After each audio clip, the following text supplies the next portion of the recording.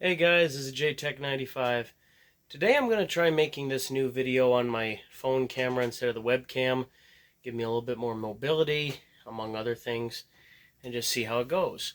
So today we're going to be taking a look at this machine right here. This is the Ultra 486 SLC computer. And hooked up to it, we have this Ultra brand 486 SLC laptop. Like I said in the little kind of promo for this video, the machine, it's kind of a 486, but it's actually a 386, so it's kind of an in-between. But we're going to look more into that and find out a little bit about the machine, what's inside, what makes it tick, and we're also going to do some file swapping between these two machines using a serial cable, and I'll show you how that's done in this episode of JTech 95.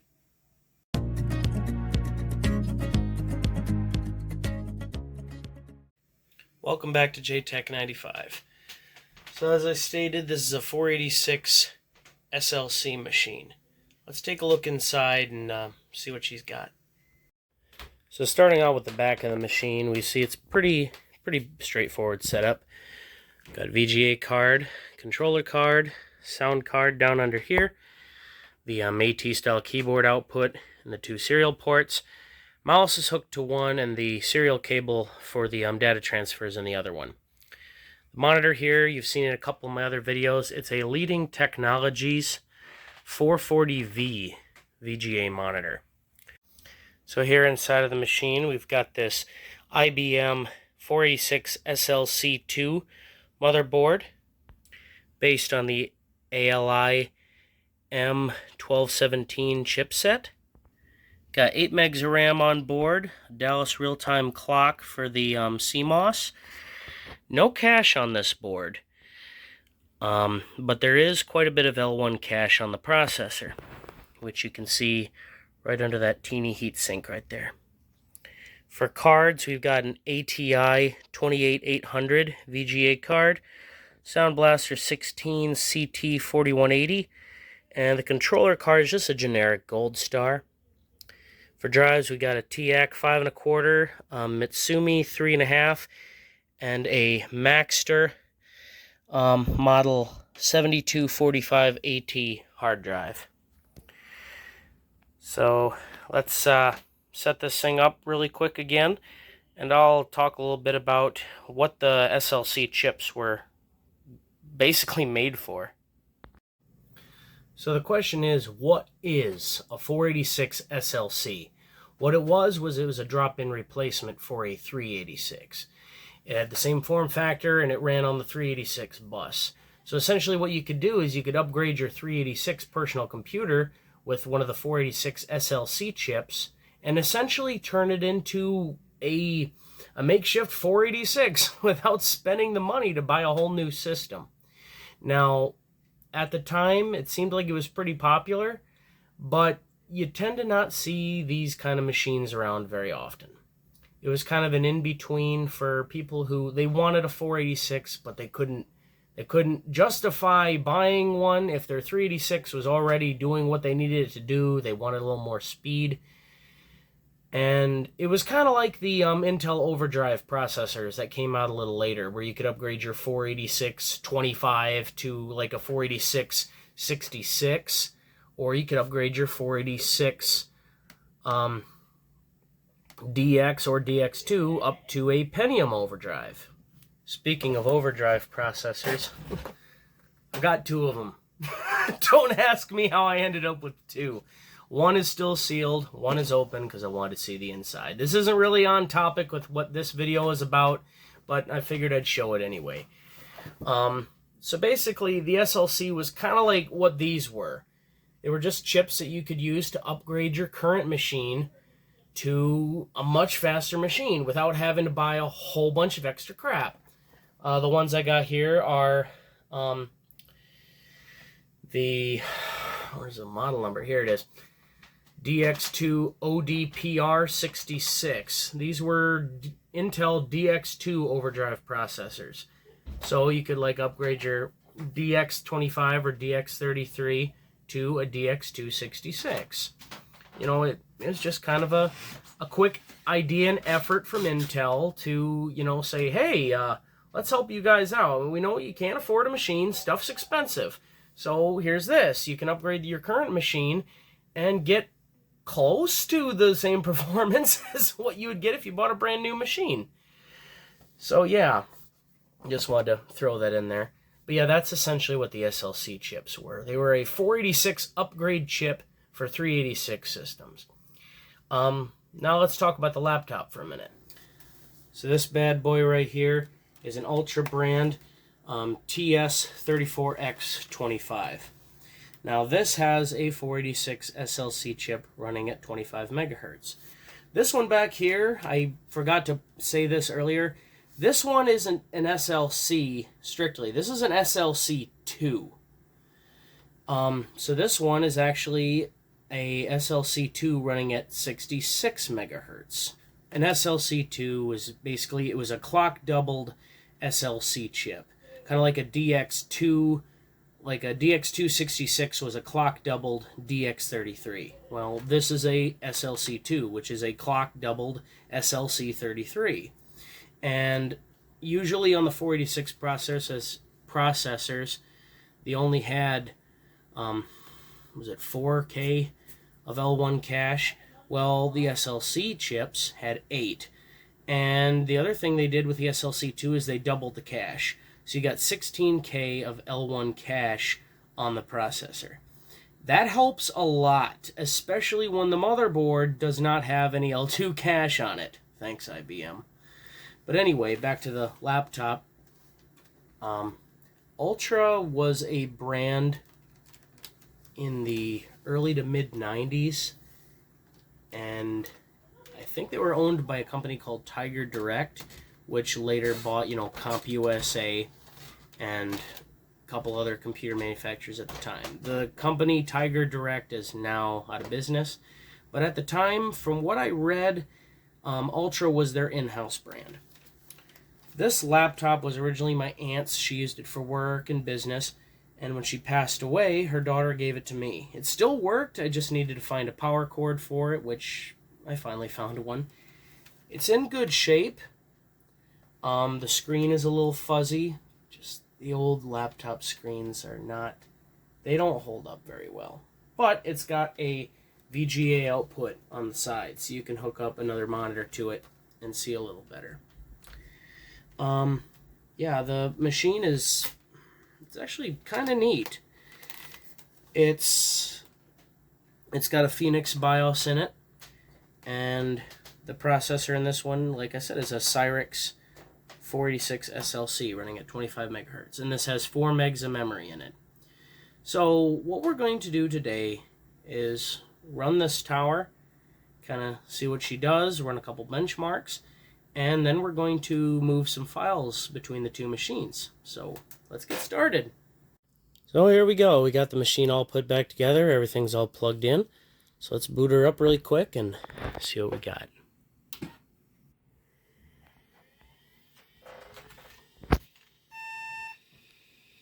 So here we go, going through the BIOS. It's got an award BIOS in this one. Starting up MS-DOS, and here you go, you can see it's got an IBM 486 SLC2. Loading all the drivers and everything. Another neat thing about this machine, it's got a working turbo display. So right now it's deturboed. So let's turn on turbo, got 66 megahertz. You turn it off, you got 33. I don't know why that was on for a minute when it was in deturbo, but I digress.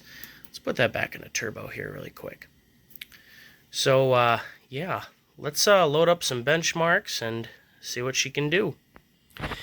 Excuse me, I had to reboot really quick because I inadvertently let this thing load all the device drivers. A lot of these benchmarks do not like it when you have things like HiMem and other things running.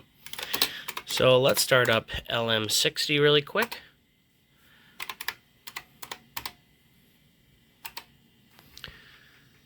So for the CPU, it says 63.134 megahertz, running like a 197 megahertz AT with a 126 megahertz 8287. Video is 4062. I do not know why it's showing the video as Trident. This is an ATI card, but oh well. Some of these aren't exactly very accurate. So let's start up another one here really quick. So for the next one, let's run 3D Bench. Here we go, loading up.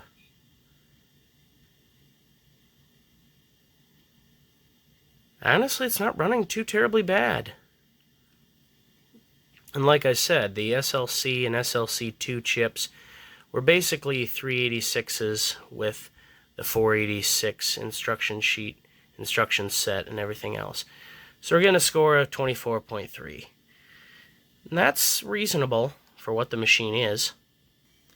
Now let's run SpeedSys. Here we go, running determining the system contents. Checking out everything. I'm going to fast forward here a little bit so we can get to the actual information. Here we go. The test is all done. So right now, also really quick, the hard drive is a 233 megabyte. It escaped me at the moment how big it was. For the CPU speed, we're scoring an 8.62, which is right above a 386 DX40. And that's about right. Like I said, these were upgrade chips for 386 systems. So they would run a little bit faster than a typical 386. And so, as you can see here, L1 cache, 16K, running at 30.74, and the memory throughput is 15.31. So not too bad. The moving and writing literally stayed tracked perfectly even with each other. And in Top Bench here, it says that it's most closely matching an Intel 486 DX33 clone. Honestly, that's pretty significant. So now let's get the laptop booted up here, and we'll do some file swapping.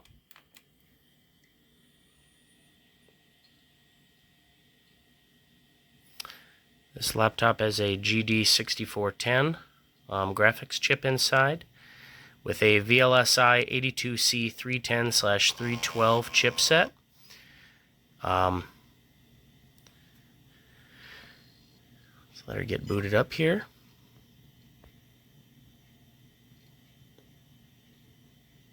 And we'll see what the specs of this laptop are once she's all done loading. So this is power menu. Let's exit out of here. I believe I put landmark on here. No, I did not. Whole bunch of stuff on here. Well, we can run AmiDiag. Oops.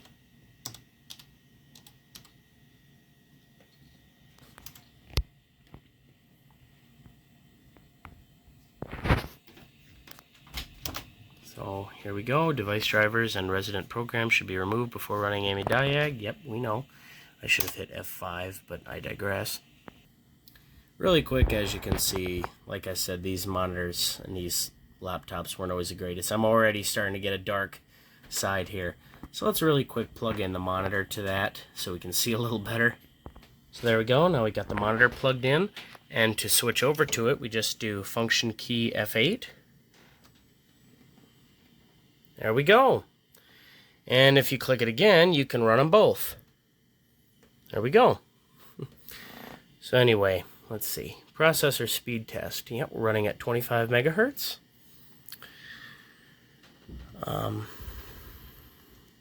So yeah, this is a really cool application. It's called AmiDiag. It's a diagnostic program that came out by American Megatrends. So you can do video tests with this, keyboard, floppy, hard drive, memory tests, other things, PC speaker test.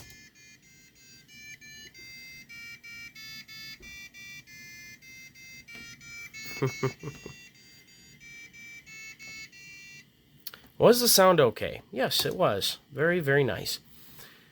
So, let's exit out of here really quick. Yes.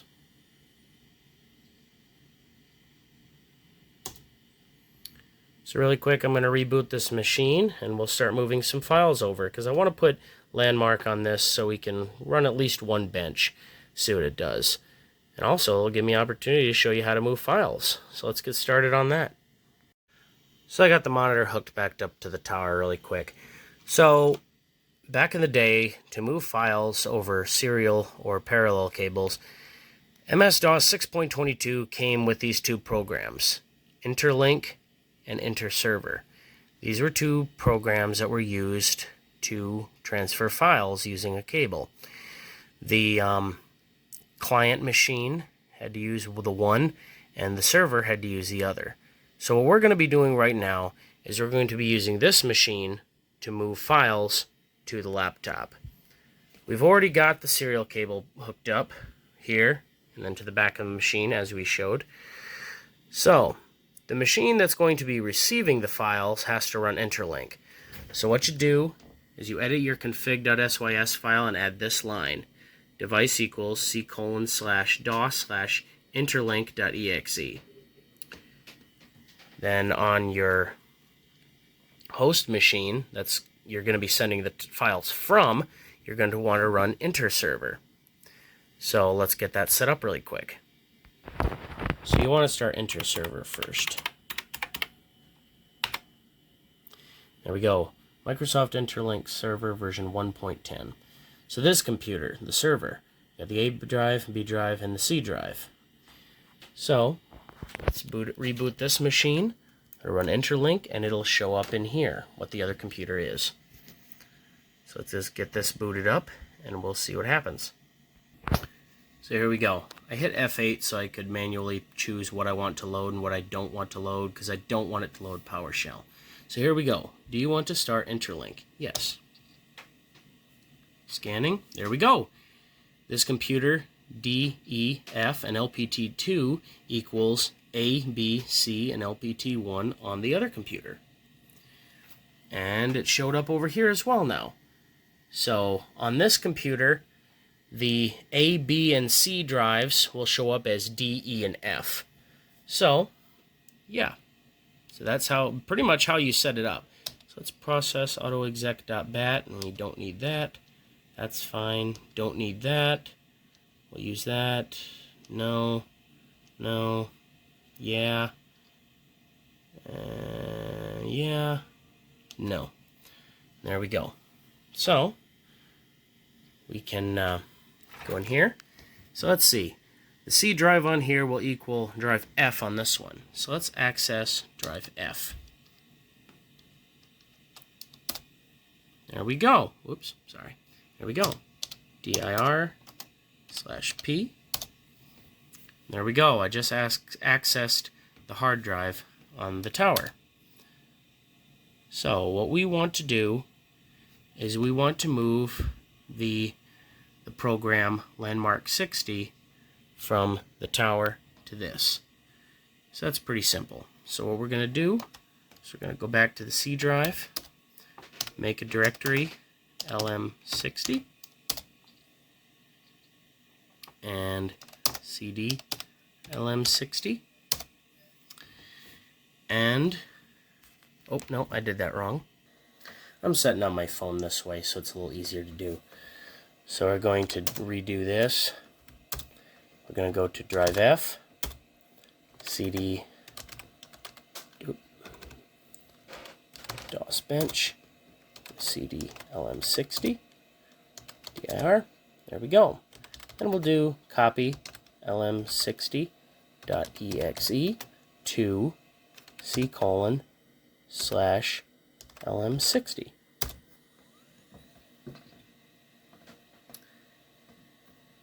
And as you can see, it says one file copied. Cool. Now let's run it. So let's go back to the C drive. cd lm60. Oops. Fat finger in this thing to no end. 60. I'm probably going to have to reboot this in order for it to run. Yep, there we go. Let's reboot this really quick and try that again. There we go. All rebooted. So we'll change to the LM60 directory and run LM60. There we go. Let me get my camera up here really quick. So this computer performs like a 104 megahertz AT. I don't know why it's showing that the CPU clock is 89 megahertz. Oh, that's a little strange, but oh well. Video is 3276.80, and like I said, the CPU is 103.91. So that's not too bad. So yeah, that's how you transfer files between DOS machines using interlink and interserver. I just thought that'd be kind of a cool thing to show off in this video. So now that I've showed you a cool little tool to use to transfer files and talked a little bit about what's inside these machines and what makes them work, let's see how this tower can handle some games. I'm not even going to try on the laptop because, number one, I don't have any games installed on it yet. And I will say that transferring files through serial takes a long time. And currently the laptop doesn't have a lot of disk space on it. Still has a lot of my aunt's old files. So I got to work on transferring those over and saving them for my aunt's daughter. So we'll come back to that at a different time. But for right now, let's run a couple games on this one.